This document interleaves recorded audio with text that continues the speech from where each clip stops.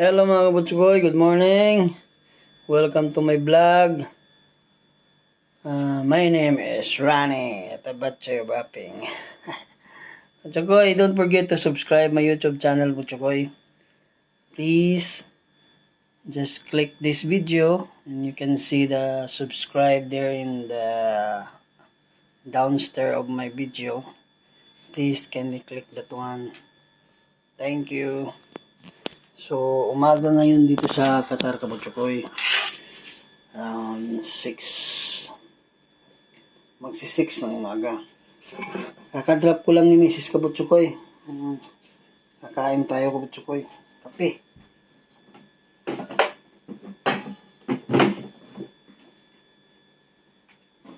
Kape tayo mga Kabutsukoy.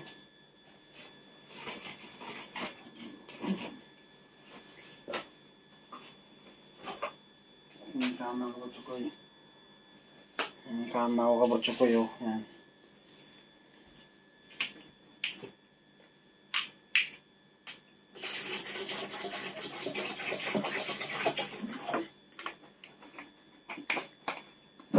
Ganito ang buhay sa Qatar, Kabutsukoy. Ganito ang buhay namin OFW dito sa Middle East, Kabutsukoy. Ay! Talagang magre-rent ka lang ng mumurahin para makatipid ka ba? Ano bang kakainin ko? Kape na ako.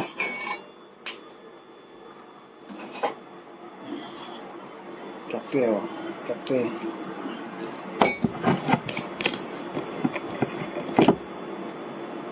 May ano na ako kakain, Kabutsukoy. Kape muna ako kasi 30 minutes lang eh. Mamaya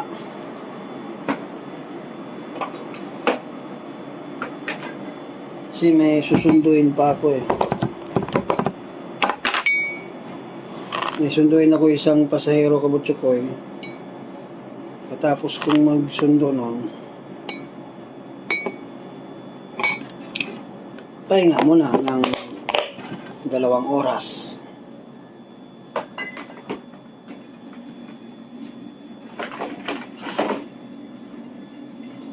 Hinga ng 2 oras para susundo na naman ulit ng estudyante.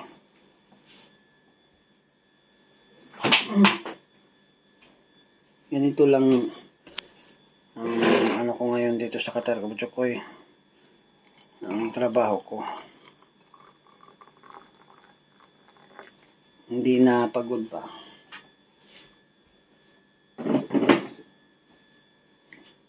Hindi katulad dati, pagod kasi may amo, may boss, ganun. Tsaka kailangan mo magtrabaho ng 8 hours kasi susulitin yung sweldo eh. Ngayon, wala na akong sweldo. Ibig sabihin, sarili ko lang pera na kinikita ko.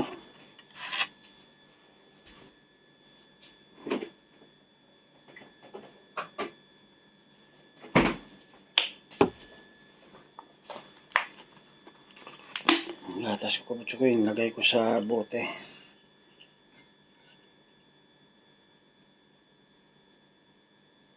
Busin na. Naubos ko na, Kabutsukoy.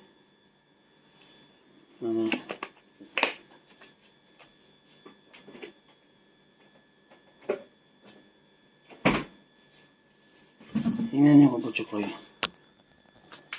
6 ng umaga dito. Kasi nga, malamig pa kasi. Malamig pa ang panahon. Tingnan mo. Nagdilim pa. Ito yung Kabutsukoy ko na pusa. Nagdilim pa. Sasabihin ko. Ito yung Kabutsukoy ko na pusa. Kabutsukoy! Siya na lang natira. Ano na, wala na yung isang lalaki. Ito na lang natira. Ewan ko. Bigla naman silang nawawala. Pinapakain ko naman. Ito. Yung babae na lang to. Ito yung babae na lang natira.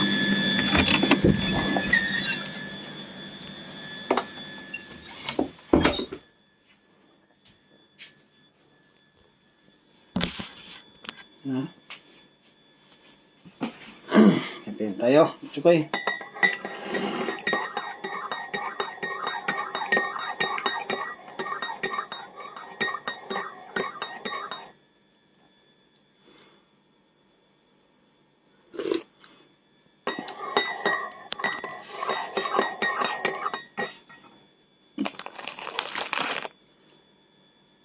Ito kakainin ko po ko yun. Galing Pinas, oh.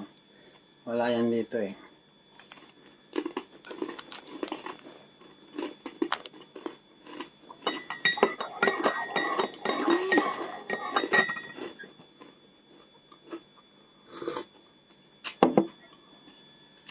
Ay, umuwi kasi galing Pinas, binigyan kami pasalubong. Ito. Saka ito, lobong ito ko yun. Saging, galing Pinas. Hindi pasalubong.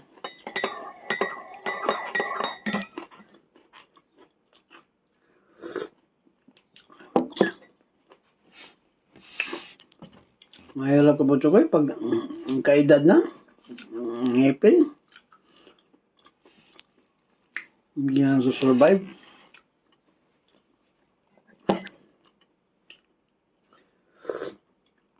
Musta kayo dyan mga kabutsukoy? Itong video ko kabutsukoy, ginawa ko na lang Tagalog. Tagalog yung language kasi para makaintindi lahat. Kung mag-Bisaya ako, yung mga ibang subscriber na Tagalog, hindi makaintindi. Aalis sa'yo. Kasi hindi nila maintindihan yung lingwahe mo yun. So, para fair at makaintindi lahat, yung Tagalog na lang kasi yun kasi ang pinaka gitna na lingwahe sa Pilipinas, yung Tagalog.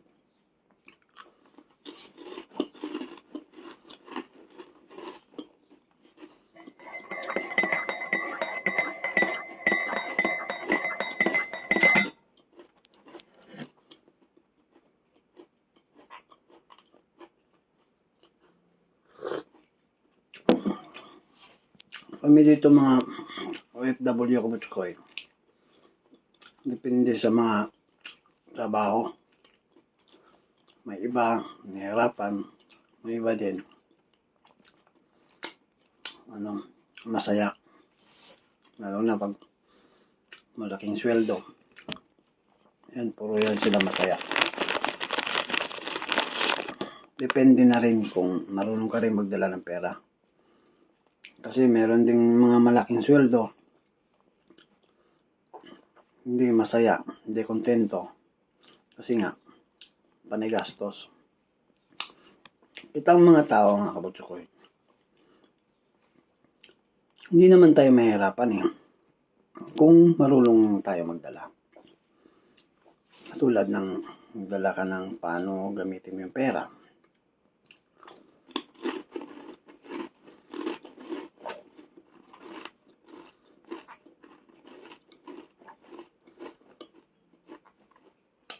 Kahit maliit lang ang sweldo mo, kaya mong budgetin yan. Kung magaling ka lang. Lalo na sa Pilipinas. Kasi, ang binabayaran mo lang is electricity. Tsaka tubig. Ay kung bahay mo doon is ay sarili kang tubig. Kasi, nagbungkal ka sa lupa. Yung tinatawag na pusong.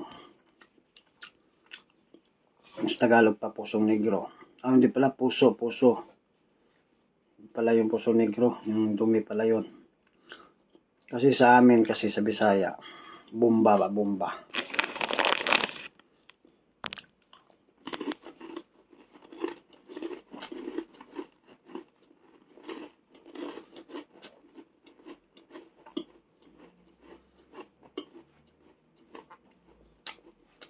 Ang problema lang sa atin,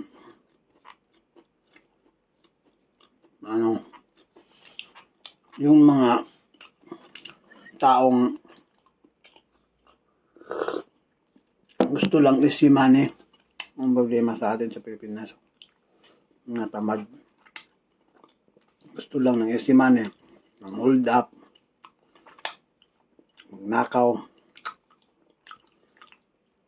sa mga baybayan, mga kidnap, mga robbery.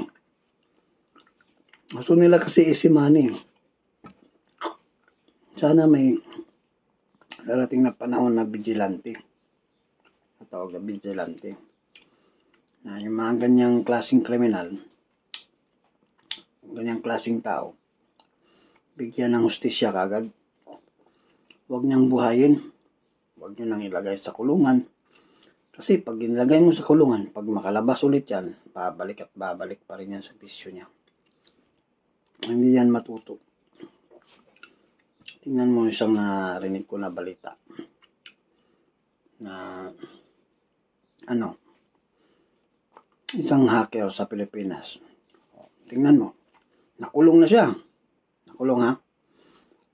Siguro 3 taon lang siya kinulong. Nakalaya. Siguro nakapiyansa. Anong ginawa niya?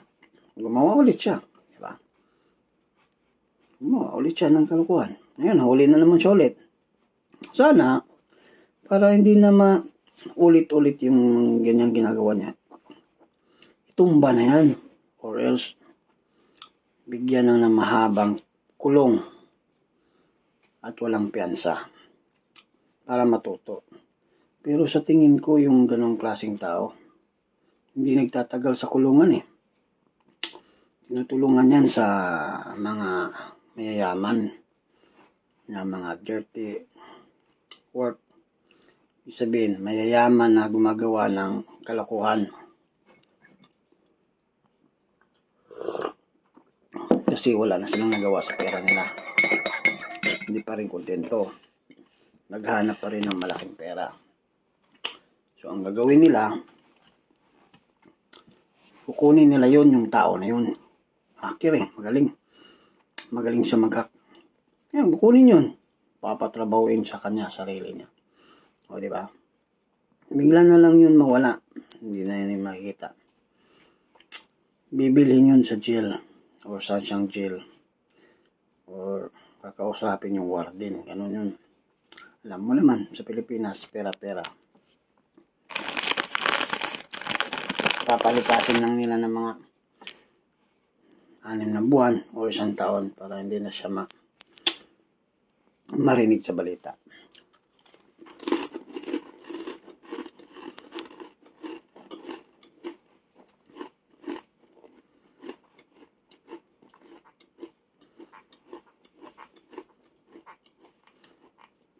Ang maganda talaga. Yung lalaki na yun, dapat, para hindi na siya gagawa ng kalokohan, tumba na.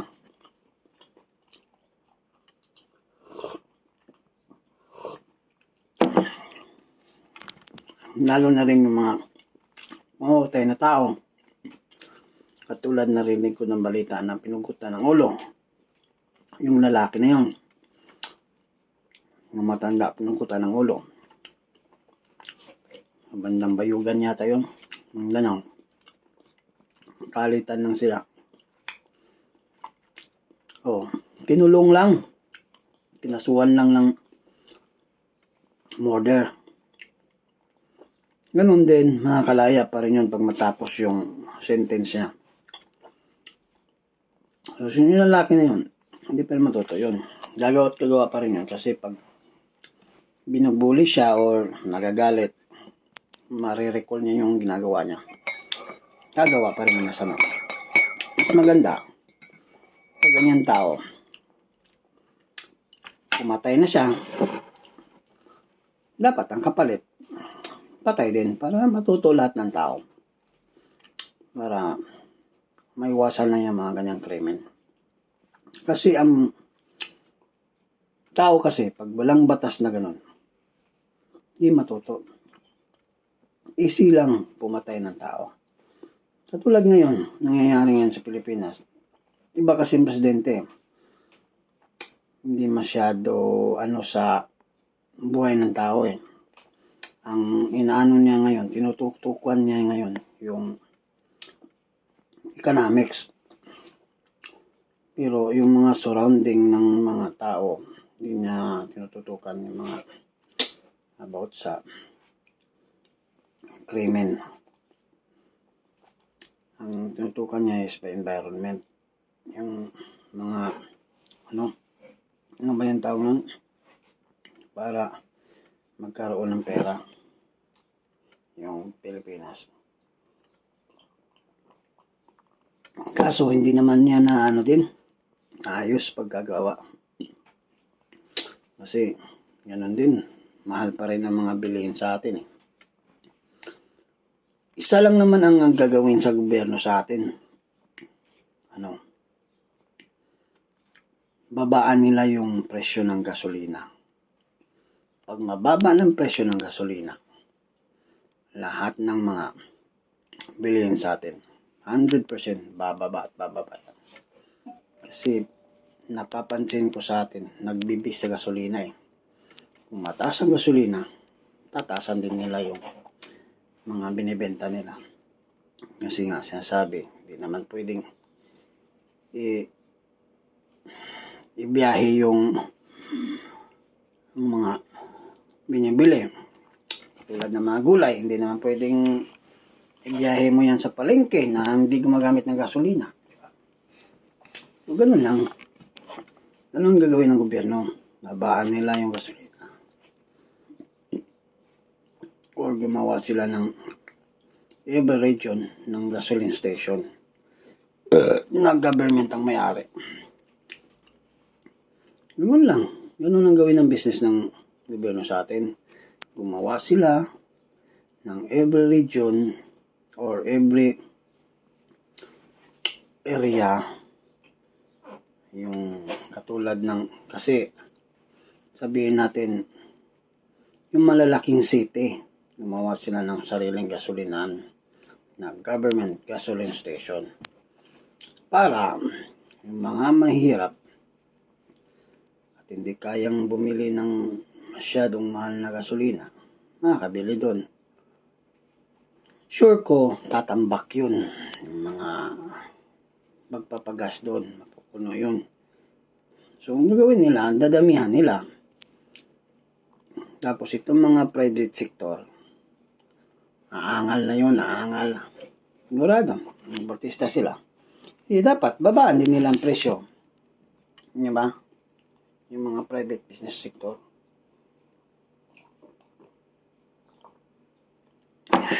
Dito naman sa Middle East, dito naman sa lugar, sa na lang mga kabotsukoy, next video. Magkwento ulit ako, pero dito naman sa Middle East. Next video kasi aalis na ako eh. Bye-bye! Salamat mga kabotsukoy. Don't forget to subscribe my YouTube channel. Just search at Butsukoy TV, Doha, Qatar. You can see my face there. And then click the video. And on the downstairs, on the down of the video, we have a name of subscribe. Just click. Thank you. Bye-bye. See you next video.